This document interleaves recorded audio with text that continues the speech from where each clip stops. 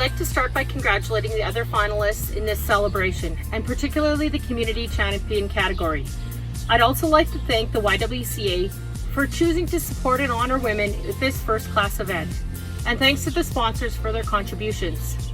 I'm humbled to receive this award and owe a debt of gratitude to many people who have supported me in my board role. I'd like to take a few moments to thank just a few of those fine individuals. Firstly, to Prairie Valley Board of Education board member Terry Berglund for asking if she could nominate me and then doing an immense amount of work to showcase my contributions. To Brenda Gibson, Carla Dusick, and Audrey Tremblay for writing reference letters to the nomination.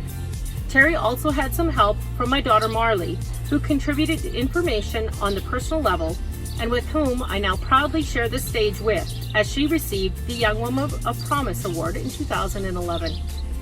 Next on my list is the communities I serve in Subdivision 7 of the Prairie Valley School Division, and the School Community Council members, all who ensure that I am fulfilling my role of bringing public voice to publicly funded education and have entrusted me to be their voice for the past 24 years.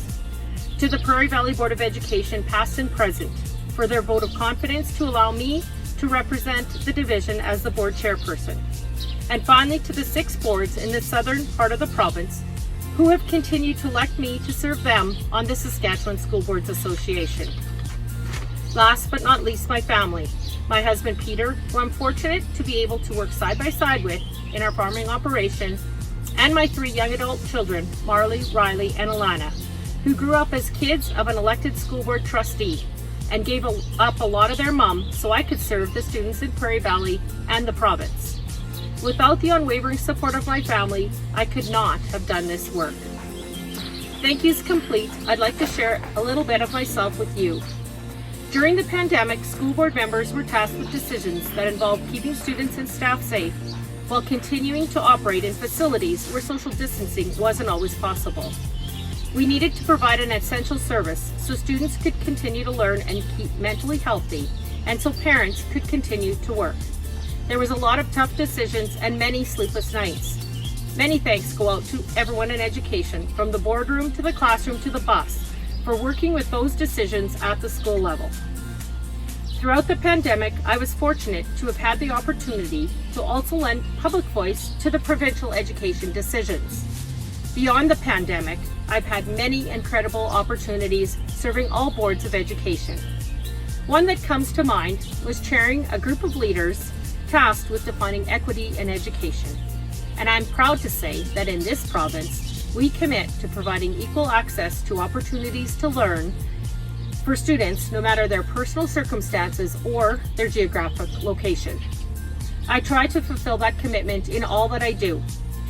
And during the pandemic, I tried my best to advocate for access to technology and rural internet when students had to learn from home, and also safety for the most vulnerable students.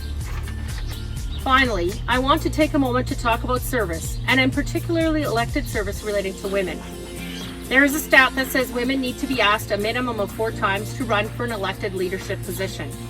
I can honestly share that having been elected to serve as a board member, board chair, and Southern constituency representative, and having put my name forward for 21 elections in those various positions, that each time I wonder if I can do the job people need, and mostly, I really find it hard to ask people to do something for me as simple as putting their X by my name and giving me their support. So to all the women and men out there, I really encourage you to encourage women, to seek out positions, whether that be elected or volunteer or appointed service. Women can and should be serving in these roles. I will end with, I feel honored to have been chosen to receive this award, and I feel truly blessed to grow food in my livelihood and grow students in my work, along with the support of my family and hardworking colleagues in education. Thank you, everyone.